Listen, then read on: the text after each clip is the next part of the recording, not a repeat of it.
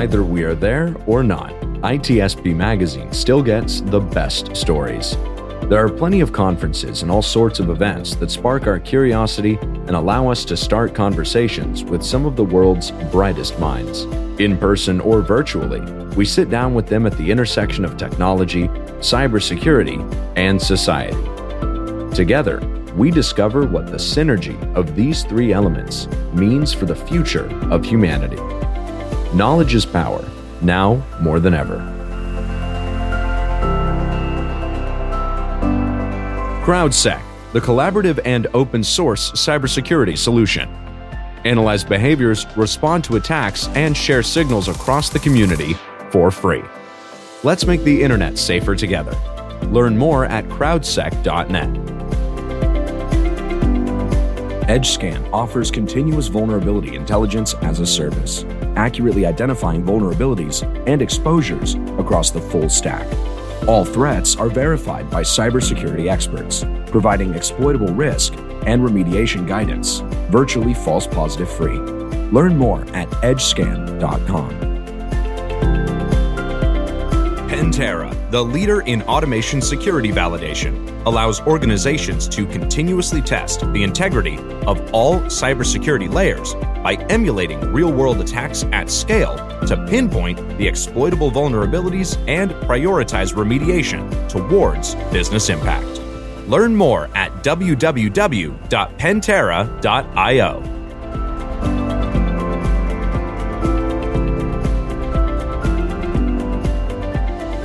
When you left, I was kind of like, okay, I think there is something about that.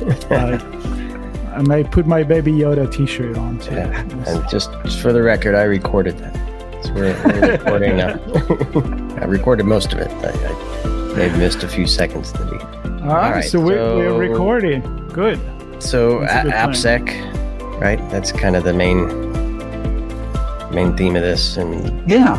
And I presume risk management is in there, and not really. Okay. Are we recording? I can do the spiel for you, and we might as well have that on tape.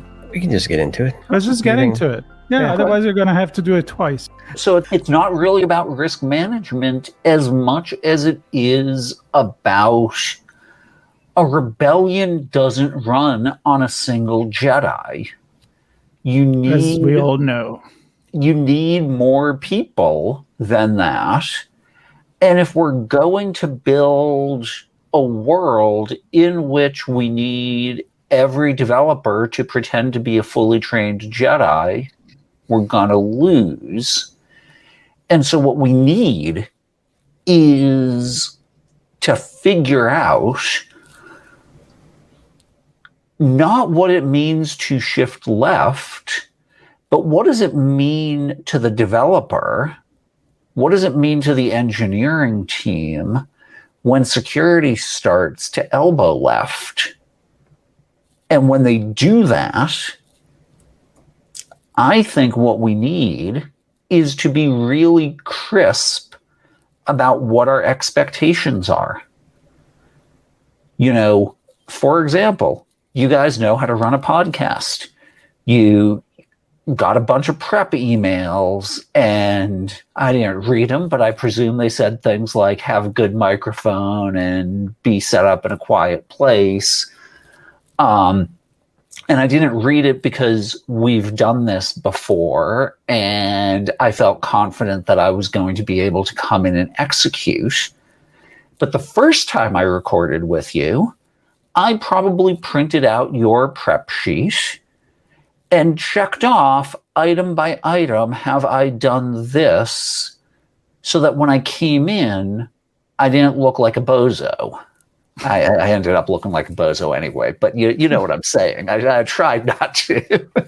At least you sounded good. You sounded great. Well, it's an interesting point, because you'd be surprised how many, and I love all of our guests, of course, but you'd be surprised how many arrive ill-prepared. Mm-hmm. And I won't, it's not about, how to put this. It's not even so much about them. It's the connection with them to the technology and possibly even at the moment that they're trying to connect, the stress or the pressure perhaps adds a little angst or anxiety to the mix, which makes it even harder to connect, right? Well, is it the right mic selected? Do you have the video on in the right way? Are you using the blurring? No, we can't hear you. We can't see you. Did you give permissions to the browser? There are a number of things that you have to get right. And like you said, you could kind of print it and prepare and try the connection first, or you can just jump on and hope for the best. And 99 times out of 100, jumping on and hoping for the best may work. Does for many of our guests, I think. But every now and then, there's one that we can't hear or we can't see. And it's just that moment where things don't line up right. And so if we're going to do this for security and things don't line up right, is that the developer's fault? Or is that my fault for not having sent over a good, prescriptive, clear set of instructions? Right? I need you to do these things in order for us to deliver a more secure product. And I was reading a paper not too long ago, and it said something like, the advice to validate input doesn't work. Right? You can't just tell developers validate input, or let's hope no one says this, sanitize your input. I don't know why anyone would try and sanitize things coming off the internet. Have they looked at the internet lately? I mean, it's anyway. Just saying validate your input is not sufficiently clear that people do what we want them to do. We have to tell them they need to understand the spec. They need to use a recognizer pattern that puts all of the parsing in one place. And then we might have to discuss with them what the trade-off we're making is. And if we do that, then the developer can do what we hope they're going to do. And so what this talk really is about is, how do we start to think about what does it mean for us to shift left? What do we need to expect of the people we're going to be sitting next to? How do we come to realistic expectations? You know, we've talked about, I'm working on a new book, and I recently cut 5, that's what every engineer should learn from Star Wars. And I recently cut 5 pages explaining how to store a password safely. Really liked those 5 pages. How to store a password safely teaches you about cryptography and brute force and the difference between encryption and hashing. And there's great lessons. But you know what a developer needs to know? Use a modern framework that has a good store password function. All of that stuff is not what every engineer needs to know. And so I wrote it, and it's on the cutting room floor. We have to be demanding of ourselves about what we need every engineer to know, because we can't show up and say, my 5 favorite books on shellcode are this, and I want you to read all of them. The developer ain't going to do it, isn't going to learn it, doesn't want to learn what shellcode is or why we write it. And so what do I need them to know? Perhaps what I need them to know is that if someone outside of your development team can write an arbitrary byte of memory, you are in for a world of pain. Make sure that doesn't happen. Here's some details about that. But I'm in this talk, I'm really focused on the question of what do we need people to know, and how do we get that to be crisp and accessible? That's easy. Sean, you know what we need people to know. We need to be fully trained podcasters as well, because we just got into the conversation and I love it. I already have a few questions about the reference with Star Wars and Adam conversation that he's having now and what he's going to have. Guess where? A black hat, because we didn't properly do our job to introduce this conversation. So we're going to flash back now, and we're going to go to the origin story of this, which is that this is one of the chats on the road to Las Vegas, where we're covering Black Hat and DEF CON. And Sean, please do the honor to introduce Adam. Well, hopefully folks have heard Adam on the show before. He's been on with Diana as well. As a number of things published, and we've spoken about those, very, very big in the risk modeling space. And Adam Shostack is on. And Adam, it's great to have you back. Well, thank you. And as you were mentioning Diana, I remember a conversation that I had with her a long time ago, in which she told me that there's a literary technique, and I'm blanking on the name, and she's going to laugh at me. But there's a literary technique where the book opens in the midst of action, and only later on do you find out all of that intro stuff. And so I'm just going to say that we planned this. We did. I mean, look, have you I'm a big Star Wars fan, and you need a list if you want to watch the story in the order that is supposed to be watched. You need a book that explains you, a manual to see where you're flashing back. And now we're doing it even more. So I think it's become pretty common. And we planned this. So thank you. Thank you very much for everyone. Thank you. Well, planned or not,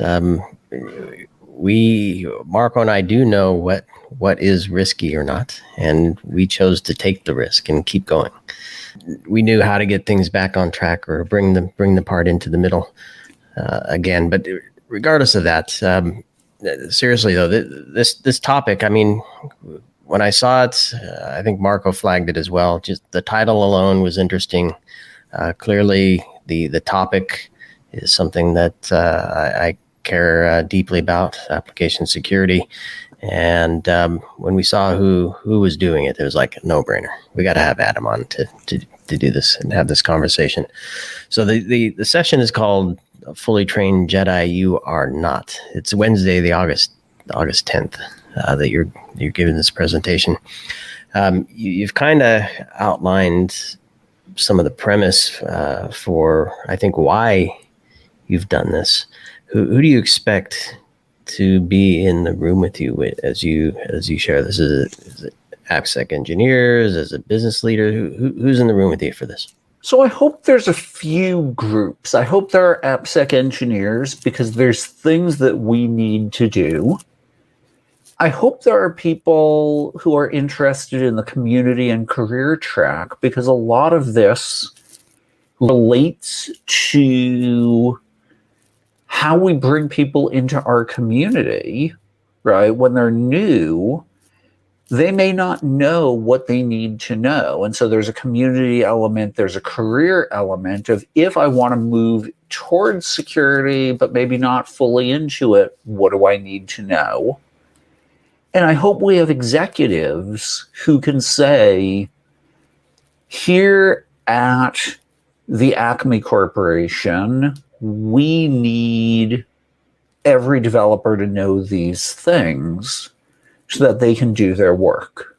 And I'm glad you said that, because where you were going with the team, right? Not everybody needs to be the leader. It would be crazy if everybody was a leader in a team, because nobody then we'll execute the job, right? Mm-hmm. So that's a good example. And it's like when you talk about going to space, you may see the success with the astronaut that actually landed on the moon, but there were thousands of people that built the rocket, that were sure that the operation room was working, they were trained, the suits and everything. So I really can see these applying to that big problem of we want entry-level people that are 5 years experience.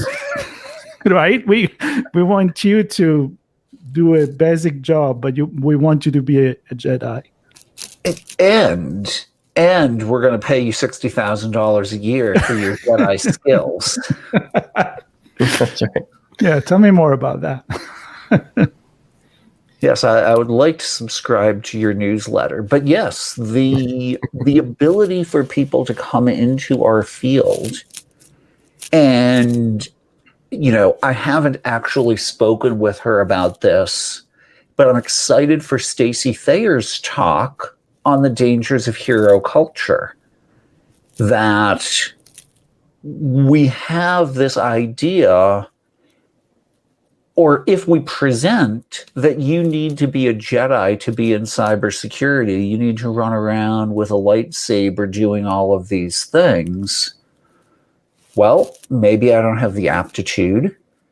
Maybe I don't like swinging a sword around. Is that what you need? Is that what we need of everyone who wants to participate in this discipline? And I think the answer is no. We need people with a variety of skills. We need people with leadership capability. We need people to build community, to manage projects, all sorts of things that require less technical depth. I do think that there's value in a technical field in having some familiarity with the technology that we're working on. But we need a variety of people, and maybe not all of them respond positively. I believe I've heard there are people who haven't even seen Star Wars. What's up with that? I mean, what's Star Wars? Sorry, did I miss something?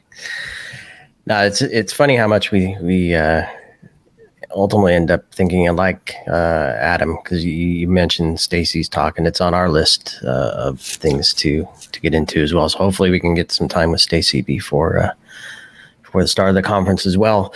Let's talk about the AppSec process at the moment. Mm-hmm.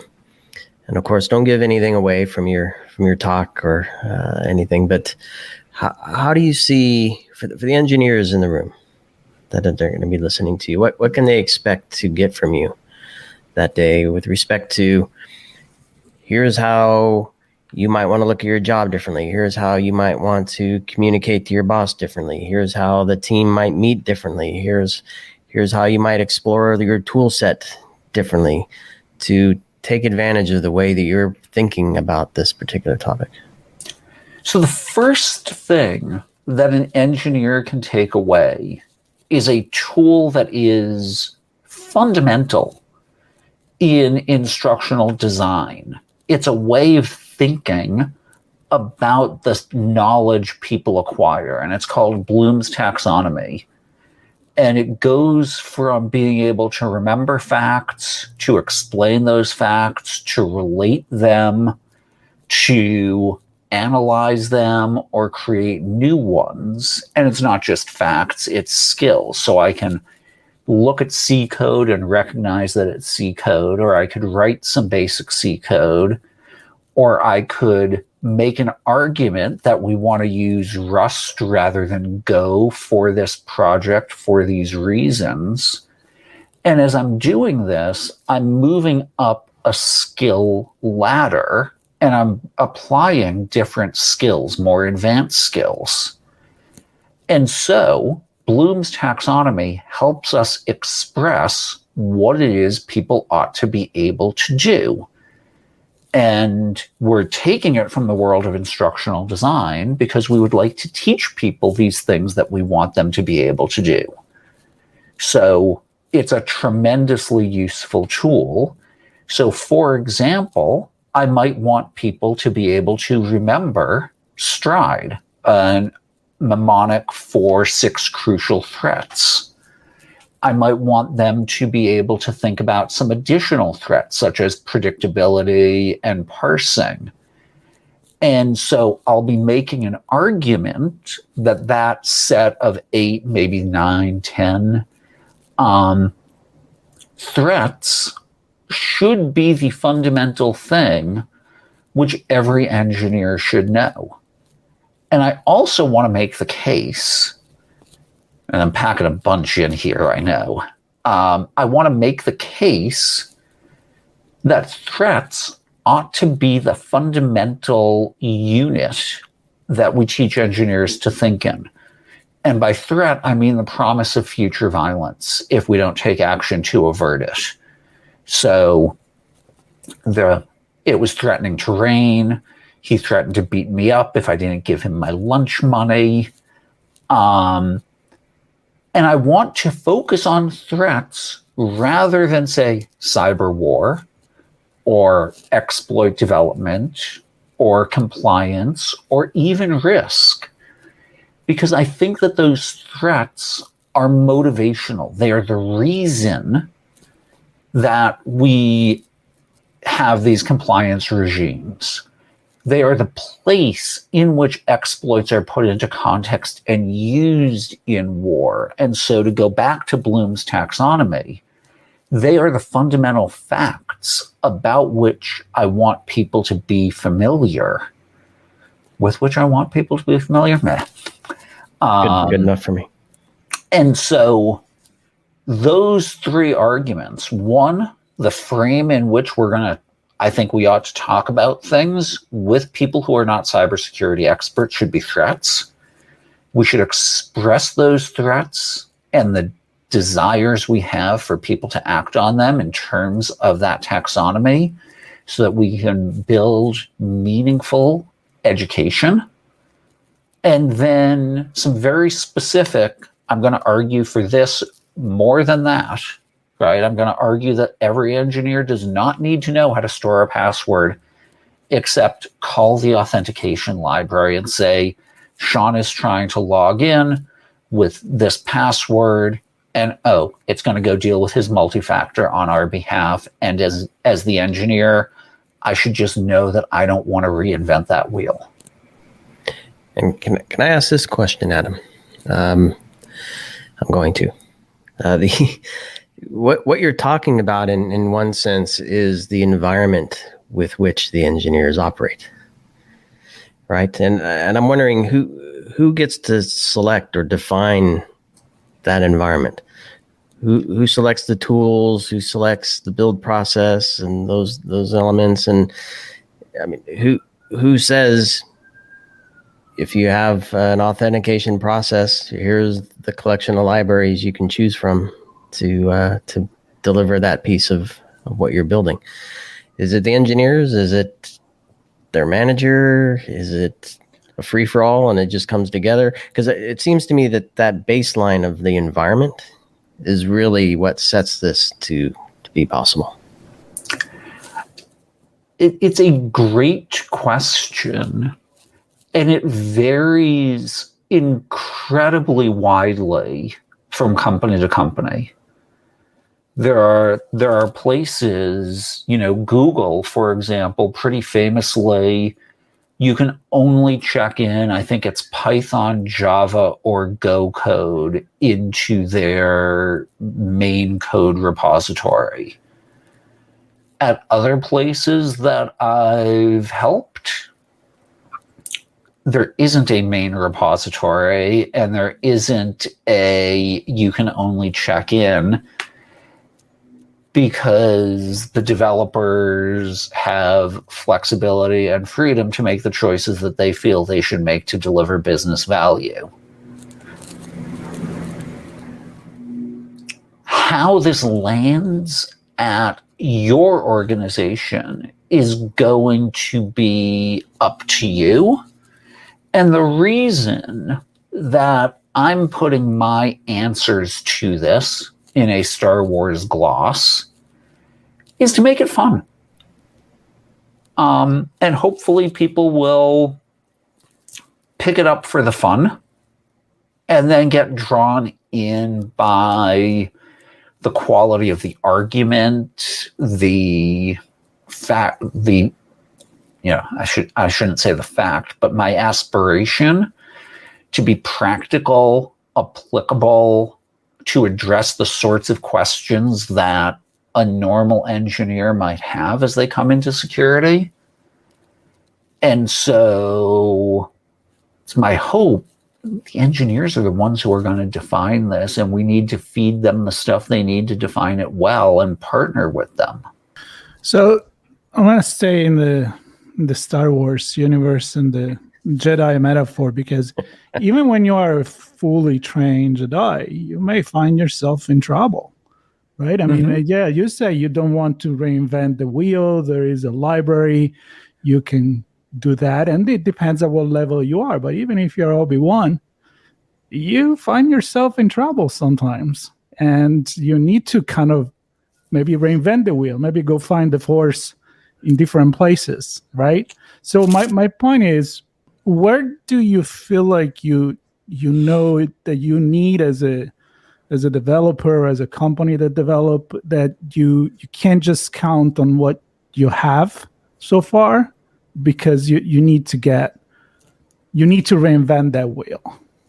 And I guess it's kind of like, at the present time, what are the lessons that we learned from the past and what we can expect from the future, and how we can stay up to date with that?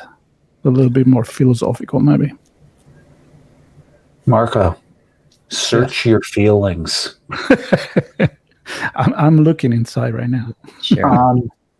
But I do think that part of this is that when someone feels anxiety or doubt, they should respect that feeling and go seek help. And part of this is that, I'm reasonably confident that there's no repair on my old car that I couldn't do if I spent the time and energy to watch the YouTube videos that show me how to take my car apart and put it back together. But I pay somebody else to do that work for me.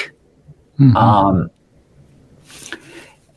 I don't think this limits the value of security people. It gives us a different set of problems to work on, instead of having to come in and say, wow, there's no authentication in this code and it talks across the internet. What's going on? Right? Maybe that's a thing we can ask of developers in the future. But if we're going to do that, we need to explain to them what authentication is, why it matters more when it's going across the internet, how to do it, what the differences are between authenticating a person and authenticating a computer. And we need to do this in a way that doesn't talk down to them and doesn't require them to be at Black Hat every year to learn the latest exploit techniques. Yep. Is there still a place for that? Obviously, I would imagine there is. But just for general engineers, is that a way? Are they inspired by the Jedi? So, I believe that the world is changing with regards to how important cybersecurity is. 10 years ago, I absolutely got people asking me, why do I need to do this security thing? Today, almost never. People are seeing the effect of not doing this. They know they get that they've got to do something, but what that something is not always so clear. And on that point, you talk about some numbers in your abstract as well. Having 1,000 people, an hour per person is a half a person year for any overhead. And I presume that's in the context of trying to train up engineers to know security, right? So that's a big effort. Yeah, a lot of time. That, to your point of, they may not ask why. They may recognize that they should. But if that's the answer to the question of how, right, to train up all the engineers at that rate, with that cost, the answer is going to be, I just don't have that budget, right? Or what time am I taking away from the project? What feature am I not implementing because those developers doing something different? So how do you work that into the conversation? It's a great question. And my aspiration is that by writing a book and making it accessible to those engineers, that many of them are going to read it for career growth rather than as an assignment at work. And that will start to spread the word. It's very rare. I do a lot of training work, and most of what I'm training people on is in my book, in my threat modeling book. I don't know. I can tell you this because people don't want to read books in place of training. And so what will this look like? I'm not sure what it looks like when it comes out in corporate training. The thing I'm making the argument for is that we need to move away from your security training as a developer is all about phishing, and maybe we need to move away from the OWASP top 10 as insufficiently specific, and no disrespect intended to the people who put that together, but I'm not sure it's the right thing. And so this project, inclusive of the book, inclusive of the talk, this podcast, other things that I'm going to be doing, are all done in the hopes of getting our community to be thinking about what does it mean for every developer to have certain baseline knowledge that we expect them to have. Right, I expect a developer to have some knowledge of debugging, even if that's just putting in printf statements till you figure out what's wrong. Or maybe it goes way deeper. I expect every developer today to have some knowledge of Git. I'm sorry, but it's just the reality. And Git is worse than security. It's incomprehensible, it's magic incantations, and it's easy to shoot yourself in the foot with Git. But we expect developers to know that. What are the security elements that we expect them to know if you're going to be a professional developer in 2024?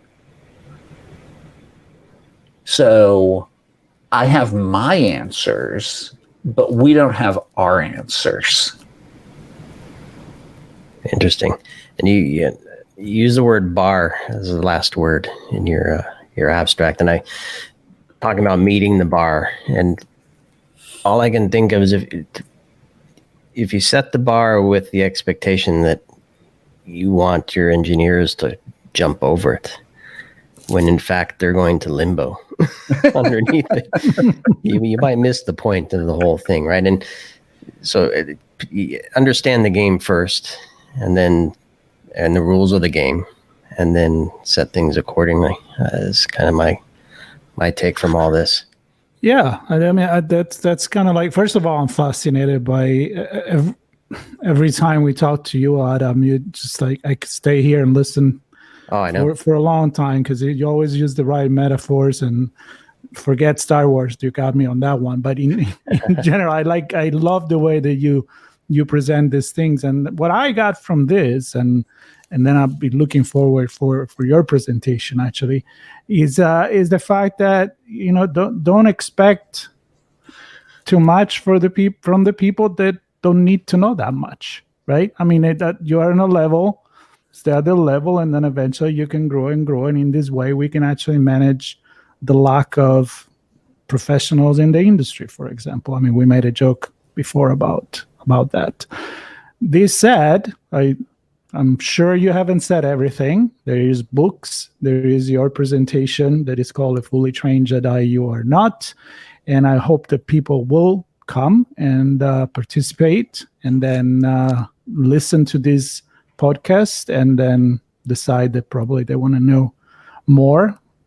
And again, listen to the presentation, which is going to be Wednesday, August 10th at 11:20 a.m. And that, of course, is going to be a Black Hat 2022. So, Sean, are you excited about this? You want to be a Jedi? You know, I'm always thrilled when we get to chat with Adam. I think you nailed it on the head, Marco. I mean, the way I know we're talking over him sitting in front of us on the screen here, but just the way I'll say it to you, Adam, the way you make me think about things, I really appreciate. You change my mind on how to approach something and how to look at something differently. And not everybody may agree with you. Some people might get pissed that you said, oh, WASP top 10 isn't great. I don't have a position on that. I think maybe the tool was used in the way that wasn't originally intended. The point is, think. Don't just accept what's put in front of you and take it as gospel. Don't take the environment that you've built over time that may not be working for you any longer because it doesn't suit your needs. For now that you do recognize why security is important, reevaluate your environment, reevaluate your team. You're having a hard time finding people. Open your mind to how you can bring in new folks that have a mindset that fits in with your goals, and they don't rely on the training. So, yeah, I'm really looking forward to this session, Adam. Thank you for sharing a bit of it with us today. And for everybody listening, there will be a link to that session in the show notes. And I think I'll go ahead and put a link to our chat with you, Adam, on your book, Threat Modeling. So folks interested in that conversation, I think would find it useful as well as they head to Vegas. Maybe that's a nice podcast to listen to on their way to Vegas, to listen to you there live. So thanks, everybody, for joining us for this Chats on the Road to Black Hat and DEF CON. And stay tuned for many, many more conversations coming to you on the way, during, and on the way back from Vegas. Thanks, Adam. Thank you. Pentera, the leader in automation security validation, allows organizations to continuously test the integrity of all cybersecurity layers by emulating real-world attacks at scale to pinpoint the exploitable vulnerabilities and prioritize remediation towards business impact. Learn more at www.pentera.io. EdgeScan offers continuous vulnerability intelligence as a service, accurately identifying vulnerabilities and exposures across the full stack. All threats are verified by cybersecurity experts, providing exploitable risk and remediation guidance, virtually false positive free. Learn more at edgescan.com. CrowdSec, the collaborative and open source cybersecurity solution. Analyze behaviors, respond to attacks, and share signals across the community for free. Let's make the internet safer together. Learn more at crowdsec.net. We hope you enjoyed this episode of our on-location conversation. If you learned something new and this podcast made you think, then share itspmagazine.com with your friends, family, and colleagues. If you represent a company and wish to associate your brand with our conversations, sponsor one or more of our podcast channels. We hope you will come back for more stories and follow us on our journey. You can always find us at the intersection of technology, cybersecurity, and society.